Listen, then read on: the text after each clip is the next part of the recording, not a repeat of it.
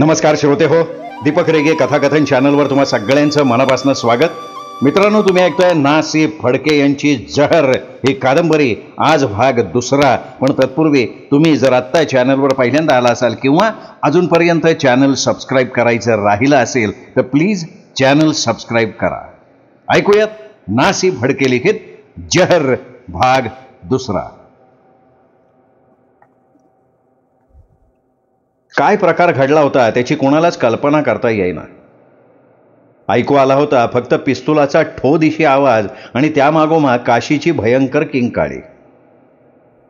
आता नजरेला पडत होतं ते फक्त छातीवर डावा पंजा धरून डोळे मिटून पडलेल्या कॅप्टन अजयचं शरीर, जवळ पडलेलं पिस्तूल, चांदीच्या फ्रेमची फुटकी तसबीर आणि दोन्ही हात छातीवर दुमडून खुळ्या भकास नजरेनं बघणारी, थरथर कापणारी काशी।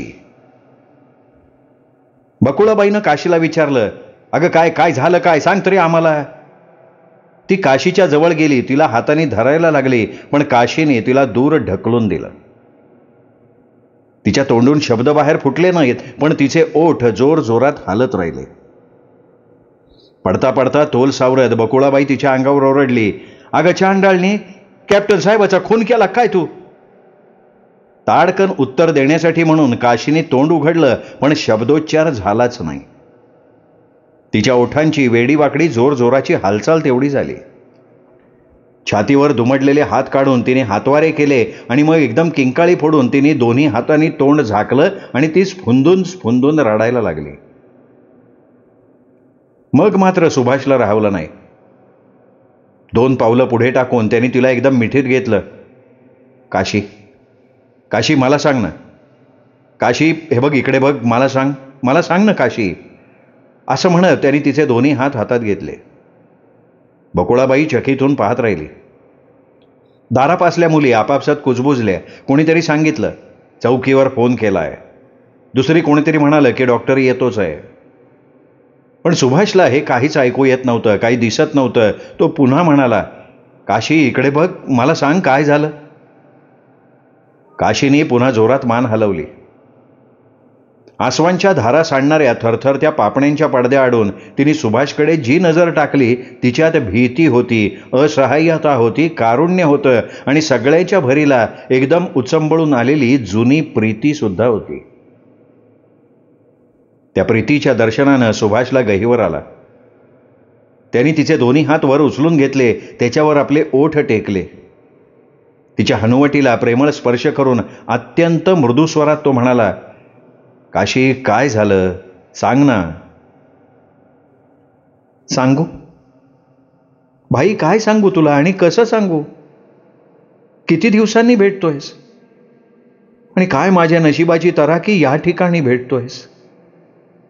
माझ्या आयुष्याचं असं मातेरं झालेलं पाहण्यासाठी का तू अवचित आलास?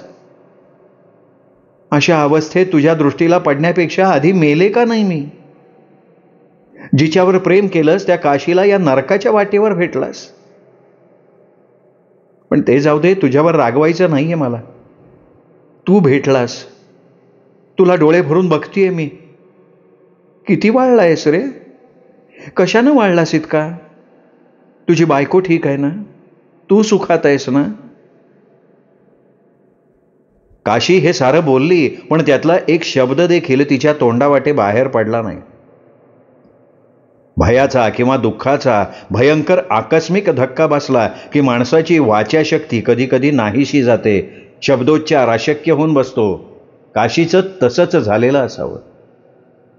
ती आपल्या मतानं अगदी आवेगानं बोलत होती, पण तिचा एकही शब्द बाहेर फुटत नव्हता। ती बोलतीये, पण तिचा शब्द मात्र कसा ऐकू येत नाही, अशा आश्चर्यानं सुभाषनी तिच्याकडे बघितलं। त्याला तिची करुणा आली। तो पुन्हा प्रेमळ आवाजात म्हणाला, अगं काशी बोल ना, मला सांग काय झालंय। सांग, अरे मी सांगतीच आहे ना। कधी भेटशील असं वाटलं नव्हतं, भेटलास, पण शरम वाटली। अशा अवस्थेत तुझ्या दृष्टीला पडण्यापेक्षा पायाखालची जमीन दुबंगावी आणि गडप व्हावं असं वाटलं। पण डोळे भरून तुला बघता आलं म्हणून आनंदही झाला, हेच सांगतेय ना रे मी तुला. तिच्या डोळ्यातनं आसवं गळत होती, तिचे ओठ हलत होते, पण तिच्या तोंडचा शब्द ऐकू येत नव्हता. भुवया दुमडल्यासारख्या करून सुभाषनी तिच्या तोंडाकडे बघितलं. तिला गधागधा हलवून त्याने विचारलं, अगं हे काय झालं हे? कॅप्टन अजयवर पिस्तूल चालवलंस का तू? बोल ना, मोठ्यांदा बोल. आणखीन किती मोठ्यांदा बोलू? ओरडून सांगतीये ना, मानेनी नाही नाही म्हणून सांगतीये ना. यांच्यावर पिस्तूल चालवलं नाही मी. या नरकात आल्यापासून स्वतःचा जीव घेण्याचा विचार करत होते, पळून जाण्याचे बेत करत होते, पण मार्ग काही दिसत नव्हता. जीभ हसडून प्राण सोडावा असं वाटत होतं. परिस्थितीच्या पिंजऱ्यात सापडले होते मी. सुटका कशी करून घ्यावी काही कळत नव्हतं. शरीराची विटंबना कशी तरी टाळत होते. कायमचं मरण येत नव्हतं, कणाकणानं रोज मरत होते. घटकेपूर्वी बकुळाबाईनं या कॅप्टन साहेबांना माझ्या खोलीत आणलं. मला बघताच ते बकुळाबाईला म्हणाले, अगदी फर्स्ट क्लास काम आहे. त्यांनी तिच्या हातात नोटा दिल्या. त्या घेता घेता ती त्यांना म्हणाली, करा, मजा करा. मग तिने माझ्याकडे बघितलं आणि म्हटली, 7 जन्म देव पूजलेस ना तरी अशी माणसं मिळायची नाहीत, खुश कर त्यांना. मी मनाशी म्हणाले, आणखीन एक विटंबनेचा कटू घोट. पण तितक्यात त्यांच्या कमरेच्या पिस्तुलाकडे माझं लक्ष गेलं आणि ते पिस्तूल बघितल्याबरोबर मला विलक्षण आनंद झाला. परमेश्वरानंच या माणसाला धाडलं असं माझ्या मनात आलं. विचार केला, या कॅप्टन साहेबांना मनातल्या हेतूची अगदी सुद्धा शंका येता कामा नये. उलट त्यांना वाटलं पाहिजे आपल्या मनासारखं सगळं घडतंय. मग झाले विटंबनेला तयार. रोजच्या प्रमाणे आढेवेढे घेऊन, खळखळ करून नाही तर हसत मुखानं. जणू यांना जे हवं होतं ते मलाही हवंच होतं. त्यांनी मला ओढल्याबरोबर मी त्यांच्या मिठीत शिरले. ते म्हणाले, बकुळाबाईला म्हणावं ये आणि बघ माझ्या नुसत्या मिठीत काय जादू आहे. आणि मग मला हसत हसत म्हणाले की बकुळाबाईनं मला सांगितलं होतं तू नवीन आहेस, हट्टी आहेस. मी मान हलवली आणि हसले. त्यांनी विचारलं की मी आवडलो का तुला? मी बोलले नाही, पण तिरप्या लाडीक नजरेनं बघितलं त्यांच्याकडे. ते कुशीत हसले. त्यांनी कमरपट्टा सोडला, खुर्चीवर टाकला, कपडे उतरले. मला म्हणाले तू? मी हसले, दूर व्हायला लागले.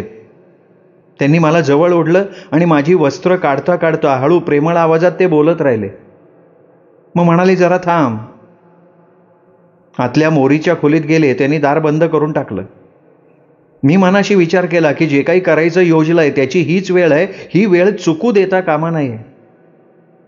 मी खुर्चीकडे झेप घेतली, रिव्हॉल्वर काढलं. भाई तुझी मनात आठवण केली त्या क्षणी विलक्षण आनंद झाला होता मला.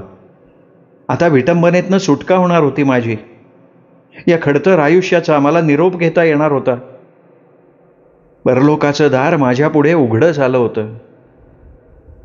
तुझी भेट झाली नव्हती एवढंच एक दुःख मी मना वेगळं करून टाकलं. तुझ्या प्रेमाच्या सगळ्या आठवणी मनात आणल्या.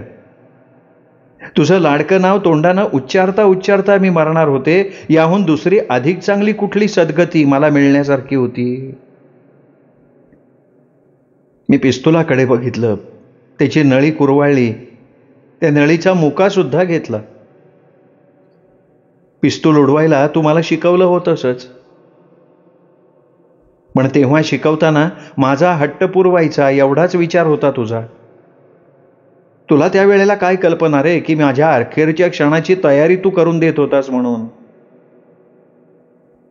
मनातून तुझे आभार मानले, तुझं नाव घेतलं. इतक्या आवेगानं घेतलं ना की तू कुठेही असलास तरी तुला ऐकू यावं. हात वर उचलला. पिस्तुलाची नळी कपाळावर टेकायला लागले. तोच कॅप्टन साहेब मोरीचं दार उघडून बाहेर आले. त्यांनी एकदम माझ्यावर झडपच घातली. पिस्तूल हातावेगळं होणार असं मला वाटलं. मी पटकन चाप ओढला, पण पिस्तुलाची दिशाच बदलली होती. गोळी मला लागण्याऐवजी कॅप्टन साहेबांना लागली आणि कॅप्टन साहेब खाली पडले कोसळून. अर्धा क्षण भांबावून गेले रे मी. मग माझ्या लक्षात आलं की मला जे करायचं होतं ते नव्हतंच झालं होतं भलतंच. मी भयंकर मोठ्याने किंकाळी फोडली, भाई मी याचा खून नाही केला रे, मी यांचा खून नाही केला. मला तर स्वतःचा प्राण घ्यायचा होता भाई, मला माझा स्वतःचा प्राण घ्यायचा होता. हे सगळं काशी बोलली, पण त्यातलं एक अक्षर सुद्धा सुभाषला ऐकू आलं नाही. त्याला फक्त तिची गदा गदा हलणारी मान दिसत होती, जोर जोरानं हलणारे ओठ दिसत होते. तो तिला ओरडून म्हणाला, अगं काशी, मोठ्यांदा बोल ना, बोल. आपण इतकं सगळं सांगितलं आणि त्यातला एक शब्द सुद्धा तोंडावाटे उमटला नाही. काशीला विलक्षण आश्चर्य वाटलं. गोंधळून गेलेल्या नजरेने तिने सुभाषकडे बघितलं. तो म्हणतच होता, अगं काशी, बोल ना, बोल, मोठ्याने बोल. तिने कपाळावर हात मारून घेतला. मोठ्यांदा हंबरडा फोडून सुभाषच्या खांद्यावर डोकं टेकवलं.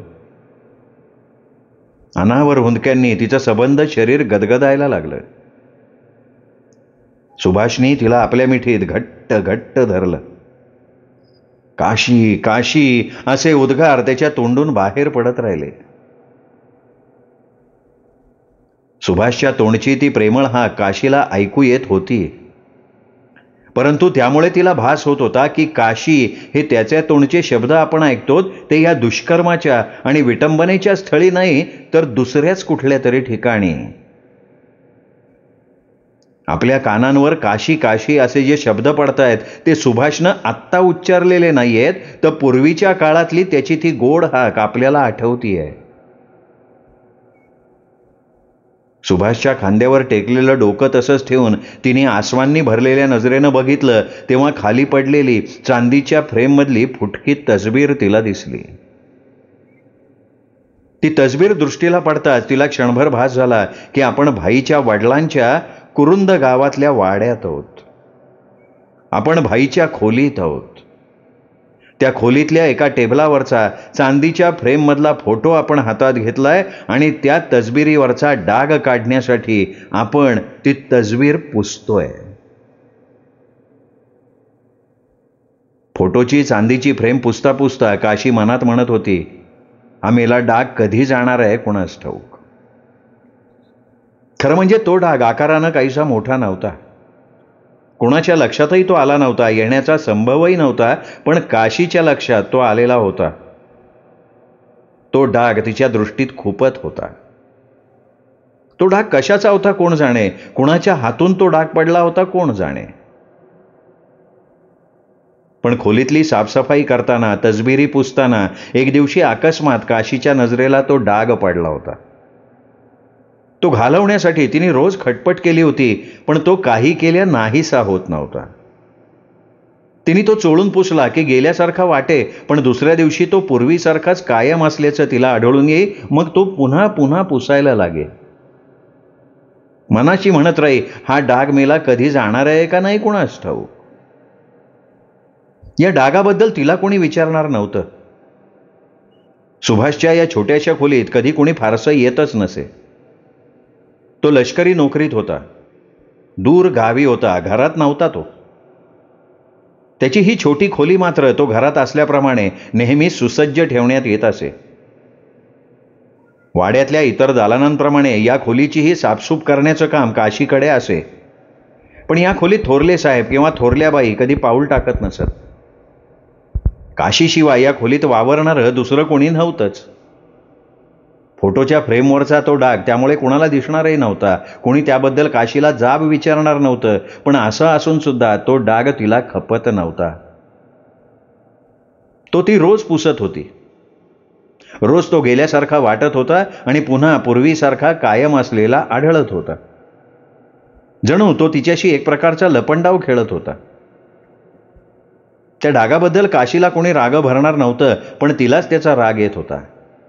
तो असता कामा नये, पुसून नाहीसा केला पाहिजे असं तिला वाटत होतं, कारण तो फोटो तिला फार आवडत असे. वाड्याच्या वेगवेगळ्या दालनात आणि या खोलीत सुद्धा सुभाषचे कितीतरी लहान मोठे फोटो होते. पण खास त्याच्या खोलीतला, पुस्तकांच्या कपाटावर नेहमी ठेवण्यात येणारा चांदीच्या फ्रेममधला हा फोटो काशीला विशेष आवडत असे. लष्करी गणवेशातले सुभाषचे फोटो तिला पसंत नव्हते. त्या गणवेशातली त्याच्या डोक्यावरची गोंड्याची बसकट वाटोळी टोपी बघितली की ती स्वतःशी म्हणे, त्या टोपीनं सुभाषचे केस झाकलेले असत आणि सुभाषच्या केशांची झुलप म्हणजे काशीच्या दृष्टीनं त्याच्या देखणेपणाचं एक ठळक अंग होतं. त्या बसकट वाटोळ्या टोपीमुळे त्याच्या कपाळाचा रुंदपणा थोडासा कमी झाल्यासारखा दिसे. इतकंच नाही तर त्याचा चेहरा काहीसा बावळट्ट दिसू लागे. काशीला ती टोपी अजिबात आवडत नसे. थोरल्या बाईंनी लष्करी गणवेशातला सुभाषचा एक फोटो मोठा रंगवून मोठा करून घेतला होता. तो मुख्य दिवाणखान्यात भिंतीवर लावला होता. पण ती रंगीत तसबीर सुद्धा काशीला पसंत नव्हती. त्या तसबिरीकडे सुद्धा बघून ती मनाशी म्हणे, खरं म्हणजे सुभाषनं लष्करी नोकरी करावी हीच गोष्ट काशीला आवडत नव्हती, कारण त्या नोकरीमुळे तो नेहमी दूर कुठेतरी असे. काशीच्या मनाची इच्छा अशी की सुभाषनं नेहमी घरी असावं. त्याच्या बोलण्यानं, हसण्यानं, वावरण्यानं घराचं वातावरण उजळलेलं असावं. तिला आश्चर्य वाटे की सुभाषचे आई वडील त्याला घरापासून असं लांब कसं राहू देतात. आता हेच बघा ना, काश्मीरच्या आघाडीवर दूर कुठेतरी हिंदी सैन्य होतं आणि सुभाष गेली 3 वर्ष तिकडेच होता. 4-8 दिवस घरी येऊन जाण्यापुरती सुद्धा रजा त्याला मिळाली नव्हती. लष्करातली नोकरी एकंदर वाईटच. आघाडीवरून सुभाषची पत्र येत असत. त्यांची चर्चा घरातल्या मंडळीत होत असे. काही मजकूर काशीला पर्यायानं समजत असे. 7 वर्षाची छोटी बेबी क्वचित सुभाषचं एखादं पत्र पळवून आणून काशीला दाखवत सुद्धा असे. अगदी फार महत्वाची वस्तू काबीज केल्याप्रमाणे बेबी तिला एकीकडे गाठेल, पत्र दाखवेल आणि म्हणेल, बघ भाईचं पत्र मला आलंय. काशी तिला जवळ ओढून घे आणि विचारी, भाईचं पत्र? हो. तुम्हाला आलंय? हो मला आलंय, बघ की. तिच्या हातातलं पत्र घेऊन काशी ते बघेत तर ते पत्र इंग्रजीत असे. पण शंका कुशंका न काढता काशी बेबीच्या बतावणीवर विश्वास बसल्यासारखा चेहरा करी आणि तिच्या पाठीवर शाब्बासकी देत म्हणे, आहे बुवा, भाई आमच्या बेबीला पत्र लिहितात. मग बेबी तिला म्हणे, अगं तू नुसतं हातात काय धरतीयस पत्र, वाच की. मला नाही वाचता येत. एवढी मोठी झालीस तुला इंग्रजी वाचता येत नाही? मला तर ABCD यायला लागलंय. या वादाचा शेवट करण्याचा एकच मार्ग काशीला ठाऊक झाला होता. ती बेबीचा मुका घेऊन तिला म्हणे, मी तुमच्यासारखी हुशार कुठे आहे बेबीताई? सुभाषच्या पत्रात काश्मीरच्या हकीकती, गमती लिहिलेल्या असत. पाकिटातून फोटोही पाठवलेले असत. मी इकडे अगदी मजेत आहे, माझी काळजी करू नका, असं लिहिलेलं असे. पण तरीसुद्धा काशीची भावना अशी होती की त्यांनी लष्करी नोकरी करावी आणि घरापासून वर्षानुवर्ष दूर राहावं, हे काही बरं नव्हे. सुभाषच्या फौजी पेशावर ती नाराज होती आणि पेशाप्रमाणे वेशावर सुद्धा. त्याची टोपी तिला आवडत नसे. हा चांदीच्या फ्रेममधला त्याचा फोटो तिच्या दृष्टीनं कितीतरी जास्त चांगला होता. या फोटोत त्याचं कपाळ पुरतं दिसत होतं. त्याच्या डोक्यावर रुळणारी काळ्याभोर केसांची झुलप दिसत होती. पुरत्या बाह्यांचा आणि आईडबाज कॉलरचा, चौकडी कापटाचा शर्ट आणि कॉलरपासून खाली लोंबलेली नेकटाईची झोकदार पट्टी दिसत होती. त्यांनी दोन्ही हात कमरेवर ठेवले होते आणि समोर बघून तो हसत होता. त्या फोटोकडे बघितलं की वाटे की तो आपल्याकडे बघतोय आणि हसतोय. त्याचं हे पाहणं आणि हसणं प्रत्यक्षात तिच्या थोड्या परिचयाचं होतं. फोटोकडे बघितलं की तिला वाटे, भाई आपल्या समोर उभा आहे, आपल्याशी बोलतोय, बोलता बोलता हसतोय. या फोटोकडे बघणं हा तिचा रोजचा एक ठराविक विरंगुळा होता. त्या फोटोकडे बघताना तिची छाती धडधडत असे. एकदम खोलीत तर कुणी येणार नाही आणि आपल्याला पकडणार तर नाही, अशी भीती तिला वाटे. पुष्कळदा तिच्या मनात येई खोलीचं दार लावून घ्यावं आणि त्या फोटोकडे न्याहाळून बघत बसावं. पण त्या नुसत्या कल्पनेनं तिची छाती आणखीन धडधडायला लागे. ती कल्पना प्रत्यक्षात आणणं तिच्याच्यानं कधीही शक्य नव्हतं. मग फ्रेम पुसता पुसता फोटोकडे जेवढं बघून घेता येईल तेवढं ती बघून घेत असे. अशा त्या तिच्या फार आवडत्या फोटोच्या फ्रेमवर डाग पडला होता आणि त्यामुळे तो डाग पुसून नाहीसा करण्याचा प्रयत्न ती रोज करत होती. आजही त्याच प्रयत्नात होती ती. आणि फ्रेम पुसता पुसता ती मनाशी म्हणत होती, हा डाग मेला कधी जाणार आहे का नाही कुणास ठाऊक. डाग दिसेनासा झाला तेव्हा काशी स्वतःशी हसली. त्या डागाची नेहमीची रीत तिला आठवली आणि त्याला उद्देशून ती म्हणाली, आता पुन्हा प्रकट होशील तर खबरदार. फोटो परत उंच टेबलावर ठेवण्यापूर्वी त्याच्याकडे एकदा निरखून पाहावंसं तिला वाटलं, पण तितक्यात काशी काशी अशा बेबीच्या हाका तिला ऐकायला आल्या. तिने झटकन फोटो परत ठेवला आणि ती दूर झाली न झाली तोच बेबीची स्वारी धावत खोलीत आली. तिच्या हातात एक गुलाबी कागद होता. तो उंच करून दाखवत नाचत नाचत म्हणाली, काशी, काशी, हे पाहिलंस का? काशीने हात पुढे केला पण बेबीने कागद तिच्या हातात दिला नाही. काशीने विचारलं, अहो काय आहे ते दाखवाल तर खरं. कागद देण्याऐवजी तो पाठीमागे धरून बेबी म्हणाली, माझ्या हातात काय आहे ओळख आधी. कागद आहे. हे ग खोळे, ह्याला कागद म्हणतात का? बेबीने कागद पुन्हा पुढे केला, नाचवला, अगं याला तार म्हणतात, तार. तार आली आहे? कुणाची हो बेबी ताई? अगं ओळख की. मला नाही बाई ओळखता येत. हरलीस? हो. अगं भाईची तार आहे, भाईची. हे ऐकताच काशीचं हृदय धडधडायला लागलं. तिने भावनेच्या आवेगात विचारलं, काय तार आली आहे? अगं काय म्हणून काय विचारतेस? भाई घरी येणार आहे, त्याला रजा मिळाली आहे आणि रजा मिळाली म्हणून तो घरी येणार आहे. बघू बघू तार. काशीनं हात पुढं केला पण तितक्यात खोलीच्या खिडकीतून मागच्या मागीतला माळी बेबीच्या दृष्टीला पडला. त्यामुळे भाईच्या आगमनाची बातमी दत्तोबाला सांगण्यासाठी बेबीची स्वारी धावत गेली. दत्तोबा, हे दत्तोबा, अशा तिच्या उंच आवाजातल्या हाका तेवढ्या काशीच्या कानी पडल्या. काही वेळ ती जागच्या जागी उभी राहिली, बेबीनं सांगितलेली बातमी नीट पचवत, त्या बातमीनं सुरू केलेली धडपड शमवत. मनाचा गोंधळ तिला नीट समजत नव्हता. तो समजून घेण्याचा प्रयत्न करीत अनेक आठवणी तिच्या मनात गोळा व्हायला लागल्या. त्यातली एक एक आठवण नीट पारखून घेत नजरेपुढे येणारा एक एक प्रसंग ती नीट निरखून बघायला लागली. श्रोते मित्र हो, हा होता जहर या कादंबरीचा भाग दुसरा. तिसरा भाग उद्या. तोपर्यंत नमस्कार मित्र.